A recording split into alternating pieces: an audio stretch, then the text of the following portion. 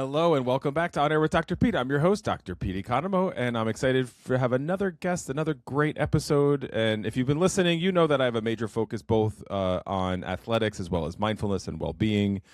As a former college athlete myself, and now a sports psychologist, it centers on the highs and lows and everything in between. So I'm excited to introduce you to Kari DiGiulio, a highly accomplished athletic director at the Costa Canyon High School in Carlsbad, California. Hey, West Coast, with more than 26 years of experience in education, overseeing 27 varsity-level sports, multiple-time San Diego Athletic Director of the Year, CIF Coach of the Year, and she manages all aspects of athletics on campus while also coaching a field hockey team. I don't know how you do all that.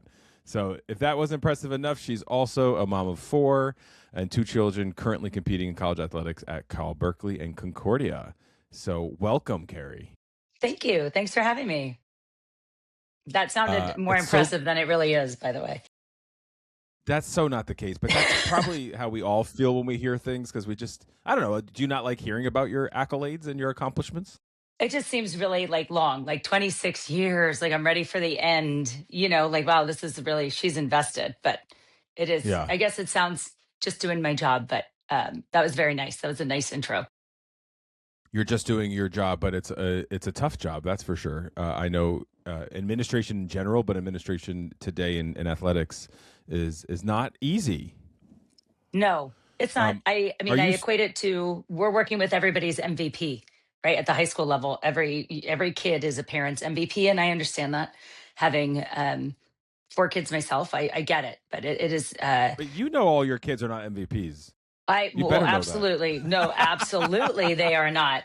I may consider them my own MVP, but I know they're not in the world of athletics the MVP. That's for sure. But it is the world that we live in, for sure. Are you still competitive today? I don't compete in anything other than life myself, but I think being a former college athlete, I know you had said that too. I feel like I live like life is a competition. I think it's ingrained in what I do. Yeah. Was it field hockey? Is that what you played? I did. I played field hockey at Central Michigan University. I was a Chippewa. We're about to compete against them in gymnastics. Really? Central Michigan. They were always really good. Yeah, they were very good in gymnastics. Yeah, they still are. It's for regionals for NCAA tournament. But I asked, so 2 things. One, about competition, because field hockey is so funny, because one of my staff members is a former coach as well. And I was like, Alyssa, we need to go to a field hockey game so I can watch it with you so you can explain the rules. Because I'm so confused. The whistle blows all the time. My mom has watched it for her entire life with me growing up. And now my daughter still doesn't understand what is going on. And that's fine. It is one of those games where the whistle always blows and you can't really figure out the rules. It is very wild. But interestingly enough, my husband, who does strength and conditioning, reached out to Rutgers strength and conditioning coach who oversaw field hockey to get a bunch of dynamic movements and things like that for our team. So kind of a connection there. I hope that person responded. Amazing. She was amazing. No, she was phenomenal. But it was great. Just the connection there. Wonderful. Well, I was at the other competition is that we have a competition about who's really best friends with Lee. Oh, well, me, obviously.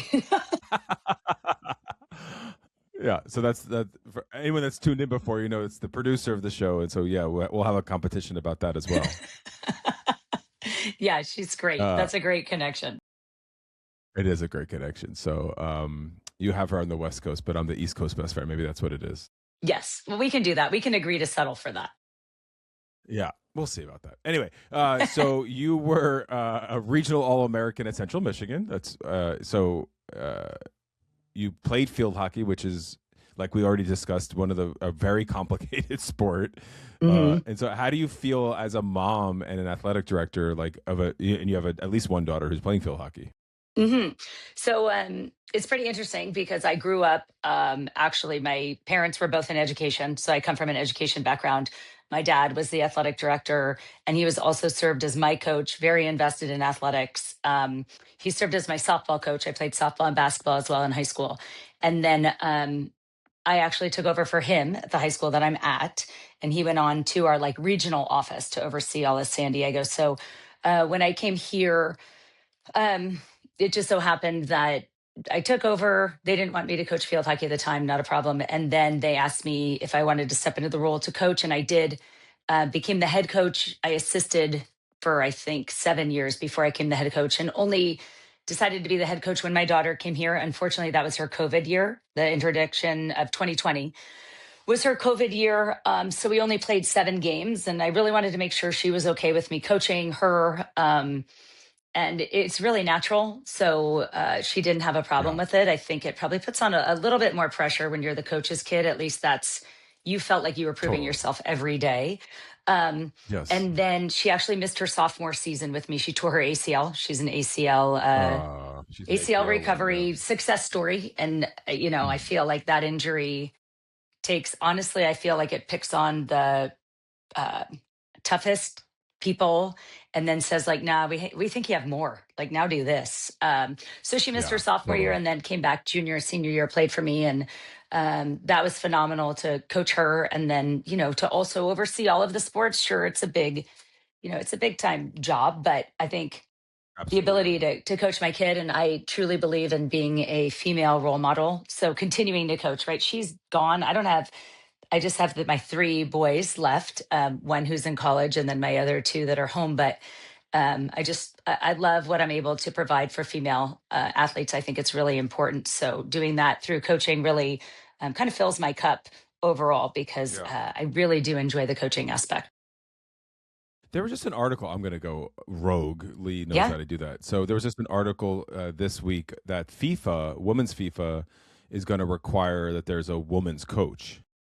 I saw that. And yeah, I wonder what I don't know if that's too risky. I have a lot of opinions about that, and I'm happy to share mine first. But what do you think? You know what? I saw it, and initially I was like, wait, this is odd. Like, they're requiring that a female be on staff.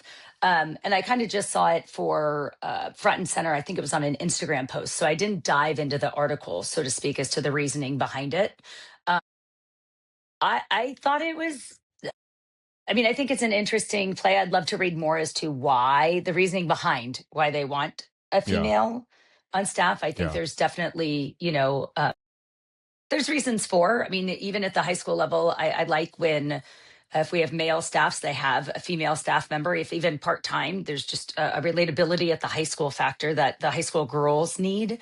Um, so it's funny because I grew up, my college coach was female. I don't know really anything different. So, and my daughter has kind yeah, of had the same experience we were talking about at Cal too. And now they have a blend. They just have a new coaches, co-coaches, a married couple, male and female. And um, she loves the back and forth, but they both bring the same intensity. So I don't know the reasoning behind FIFA's yeah. decision, but I would be intrigued to hear or what you thought about it too, or what the article Well, said more of.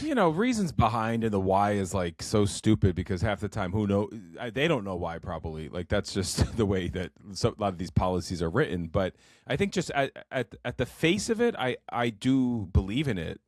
There's a disproportionate amount of white coaches versus black coaches. Hmm. Especially in like the Hmm. black dominant sports like football and basketball, and Hmm. you see a lot of there's maybe there's one female coach in male sports, but then there's a majority of male coaching female sports. So especially for like the revenue, like the basketballs, and I just think there's not equity in like a way that it's being targeted as a dirty word today, but just in uh the idea that like you said relatability. I think that's a piece of it, but also like come on, like guys, stay in your lane. Like I don't know, like let the like girls, just I think that there's just some more relatability in that. And I mean, look, you're in a male dominant field too. Hmm. I'm as an athletic director, so even what's that like? Oh, absolutely. It's so funny. We were just talking about this the other day. We were doing some interviews for or an executive director for a foundation and talking about sports and what it's like. And, I think out of our head coaches on campus, maybe 4 are female. So the majority of Right. coaching and what I work with are all males. And in the world of sports, it's definitely male. I find it challenging. I think it's difficult too to add to like the plot thickens as you understand that my husband is a coach on our campus and also a teacher, so there's Yep. a lot of family Wow. influx Okay. there.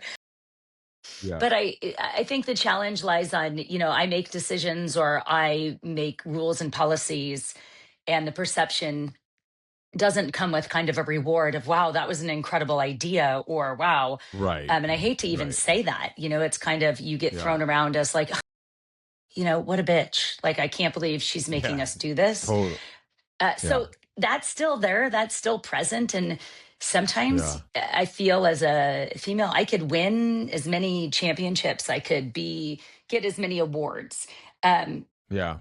it still doesn't put me on an even playing field in some people's Yeah. eyes, unfortunately. And Well, and you kind of yeah, you kind of and learn to that get tough skin, right? Like, and own yeah, the but room when you walk in. But I think that comes with the territory of, I think when you are raised in athletics and then go to college and have that, there's this sense of confidence that yeah. you kind of have, like, you maintain. And I wonder why, I have to be busy all the time. And then I realize, wait, like, I've been busy since, I was 8 years Yeah. old, and then going to college, there's no break.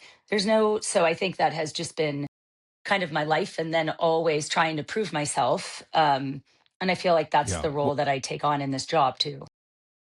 Well, and that's the tough part about it. Like you said, the tough skin and all of that, and the starting line is in a different place, and people will not like that I'm saying that, and I don't care. And so I think those are probably the reasons that FIFA established some of this. So exactly what we're saying, that it Hmm. you know I use that. I do a lot of executive coaching, and the female who's the CEO and bangs the table is the bitch, versus the man who does that is Hmm. just strong and assertive. Hmm. And there is a gender stereotype and a difference in that, and so that's what we're talking about in this. But and here's the other thing: you are also a mom of four, so you have a different role at home. I'm going to assume, if I'm going to put you in gender stereotype, I'm going to assume that you have. But what's that like? Like, you're so busy because you're not only working in all this like male dominant world, but you're also a coach, a mom, an AD. Like, what? How do you do all of it? Yeah, and I guess it's just like I said, it's what I don't know anything different than being, absolutely jam packed every day. And I think that has served me well with my career, and even, and as a mom, in terms of like organization, the mentality with knowing that we're waking up every morning and we're going through the calendar and we're making sure every kid has a ride here. And now we only have two at home, and I think we complain more with two at home than we did when we had four. You know what I mean? I think now we're actually understanding the chaos that we live Yeah, in, as before with four, you just went with it.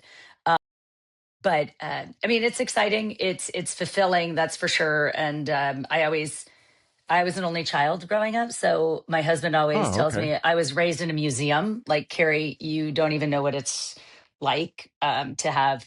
I don't know why my kids Yeah. fight. I don't understand why they don't absolutely just adore each other. This is the way it should be. Yeah. So anyway, I think I yeah, the plot thickened when I went from, hey, let's go all the way to four and call it a day. Let's keep Mhm. going. Yeah, Yeah. yeah, yeah. I love that you just said. I just love that you said museum, because that's the joke. My middle brother, we always said his house was the museum, because he's OCD. So it was like everything had to be in a place and it couldn't be Yeah. touched.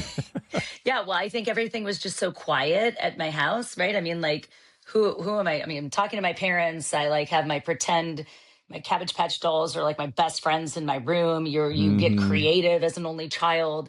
You don't I didn't know anything other than my parents being my best friends, which has served me incredibly well in life, because obviously they That's still great. are to this day, and they're Yeah. amazing. And then Hmm. it's helped my relationship with my children too. I just don't understand why the siblings don't get along. I mean, obviously I do, but as an only child, Wait, craving a you sibling, you I was you understand that now? yes, I understand it. I still just am like, God, that's all I wanted my entire life, was a sibling. And for the only reason that I wanted a different version of my parents, right? I thought that Yeah, would be so cool. But I've given my parents, four grandchildren that can make up for the fact that they only had one. So they're in heaven. that's right. Was that? I mean, this might be personal, but was that a decision on their part, or just being an only child?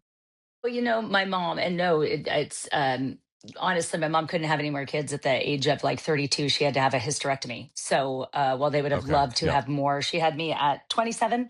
That was back in the day, there was nothing they could do about it. So Sure. Yeah. endometriosis led to a hysterectomy. So. Got it. Okay. Mhm. Yeah. And so you gave her the 4 grandchildren, and what a I beautiful gift did, that is. and they Were have a you blast from? with them.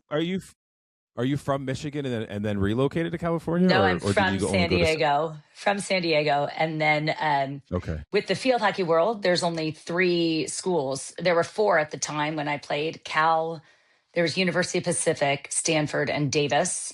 And so I really wanted to get away a little bit, and I made sure that happened when I went to Michigan, and then I really was like, okay, I'm going to get my degree in 4 years because the snow actually isn't fun for It's not great. California No. kids. No, like after 5 days, I was like, wait, why isn't it stopping? Yeah. California's used to, like, we go to the Especially. snow, right? We go to the snow, we see it, we Yeah. play in it, and then we leave it. And It's so. Michigan, Yeah. it just kept falling. It kept. That was New Jersey this year. This winter, we've gotten our butt beat. But so okay, mom, coach, athletic director. What advice? Because you have a lot of different perspectives. So what about advice for student athletes who want to compete at the college level? I think the dynamic of the college landscape has really changed. I've seen, so much of the transfer portal be and impact the game. So our high school athletes are their goals and dreams are being derailed by the 25-year-old who is in their 7th year of an NIL deal and just got picked up by the team that they wanted to go play in, right? Like, and so it's becoming more challenging for the high school athlete, I think, than it is the college Absolutely. athlete who has just like all of these opportunities and no ties to loyalty, which is a whole nother, right, like topic that you could have. So I mean, I would hope that the kids who want to play understand that the system isn't helping them right now, and it is challenging Yeah. for them, depending on the sport they play. But I do like a lot of our kids that are trying the junior college route first to start Yes. playing and then getting picked up because that Mm-hmm. is providing a little bit more opportunity for them. But Mm-hmm. I would also just say, some people have these dreams of participating at the next level, and that's all they've ever wanted to do since they were 10.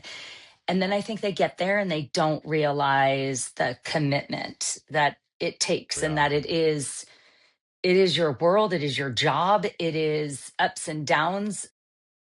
I mean, between my 2 kids, I have one who really is thriving, but had to go from, being like state player of the year and having all these accolades to freshman playing 22 minutes. Like, wow, Yeah. derailed fast. And Mm. now had to build back up, like had to face the challenges in college athletics. And it's a different level when you Yeah. face them in college, right? There's not a lot of people who care about sometimes necessarily how you're feeling. Like, you're not playing, okay, Yeah. like figure it out. If you want to play, Well, play. Like, Dr. Pete cares. So yeah, tell me more about how your daughter benefited, and as much as you're willing to share about the sports psychology, because it is something that I didn't have, and you probably didn't have it when you were an athlete either. no, I didn't have it, and I don't think the mental health piece was even a component of college athletics when we were No. competing. And now it has become such a central focus, and college athletics gives it to their athletes. And I think it's about taking advantage of those opportunities that you have, because it's not necessarily mandated for her program, but working with her sports psychologist Ian, who I know by first name, by the way, because that's how much she talks about him at Berkeley. And I uh, mean, it's like a weekly appointment she has. And even now she's working nice. through, yeah, I mean, she works through everything. She works on, like, even just like tracking and talking. And I'm not talking about, she does some tracking movement device that she loves with him.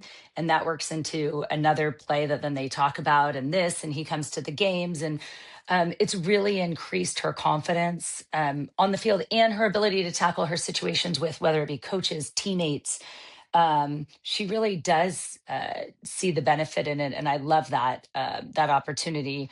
for her to handle, what's going on. So I feel like she has a great setup. And obviously that's a D1 athletic program providing for athletes. My son goes to a Division II school. I have very two different situations going on, where he really loves lacrosse. He's struggling kind of with the academic component and the demands of school, understanding that balance, still trying to figure it out. And right now he's in lacrosse season. So it's just difficult, even with, the tutoring and everything that they give to student athletes. It's just becomes sometimes, wait a second. I think the questioning goes into play, like, can I really do this? Can I do this for 4 years or however much longer? And I would say the first year is always the most challenging for the adjustment to happen. So Yeah, um, I say that all the time to athletes. I mean, I don't bring myself into it, but once in a while they like that, they appreciate it. And I'll say, mhm. my freshman year, I went to practice to quit. I gotten permission from my parents, like we were going to work it out with the scholarship, and I went to quit, and I never did. And then 4 years later, just have a career that I, competed. But it does build resilience. Here in the East Coast, we talk about grit. You all don't have that in the West Coast. You don't have what we got in that way. No, we don't. We don't. There's a little, I'm telling you, no, you see it. It's a chip on the I shoulder. know. Believe me. I Yeah, know what it it's is. it's it's and I love it. I mean, I love the challenge of that, because a lot of the guys and athletes I work with, like I'm trying to, break through that a little bit for the work. So you and your husband John, you guys started the DiGiulio Performance. It's a growing platform to train, inspire, and encourage athletes of all levels. I know that it's a local offering at this point, but tell us about it, and do you see it growing? Sure. It actually, DiGiulio Performance just started within kind of the year of opening our own business. Prior to that, in 2006, we started, which is 20 years ago, which is crazy. My field hockey Hmm. team wanted a way to learn about the weight room. And they were like, oh my God, we'd love to go in the weight room sometime. And at this point, uh, yeah, our daughter was about 6 months old. During the summer, we brought her to summer weights, and John introduced the weight room to my athletes, and we called it Girl Power. We did it for 2 years, and then, like, we started populating the earth, so we had to take back and kind of drop that. In 2020, after, I guess, 2021, after our daughter tore ACL, we brought it back because we realized she needed a place surrounded by females, of people who are going to lift her up through this process. If she still, and she wanted to go, listen, so from the time she was 10, she wanted to be a college athlete, and determined, and this is what she was going to do. So this bump in the road, and my husband knew about the ACL. He's done his 3 times. So he knew what the recovery was going to be like. I don't think everybody is privy to that. Like, it's a year-long process. It's meant the mental and challenge, physical challenge of it all. So we brought it back to LCC, and that's pretty much DiGiulio Performance covers this Girl Power camp that we run. Well, that is really cool. I mean, this the DiGiulio Performance and this girls camp. I mean, really important stuff, and it kind of comes back to what we started talking about earlier, without being scripted, about just the role of gender and women in sports. So, where can people learn about these organizations? So our Girl Power, we have an Instagram, that's Girl Power, and it's pretty much centrally located to where we're at in Carlsbad. And my husband and I are Okay. working on our website, DiGiulioPerformance.com.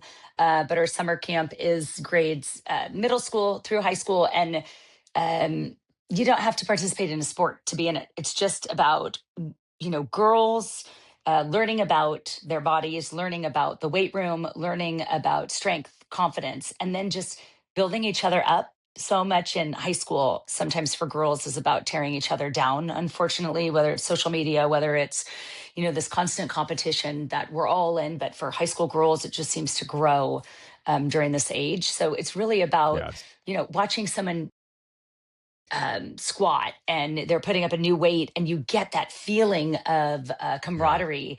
And that's the part that I love the most about our camp. I love it. So we'll have all that in the show notes. And Kari, thank you so much for all of these great wisdom in your story and all these hats that you wear. It's a really amazing role model for your children, and all Well, the thank athletes. you.